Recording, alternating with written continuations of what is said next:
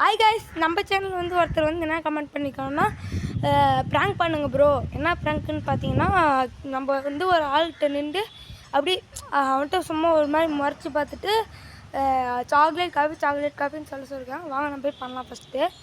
அப்புறம் அங்கே ஒருத்தர் வந்து கொய்யாக்கா படிச்சுட்டு இருக்காரு, அவர்கிட்ட போய் கேட்கலாம்.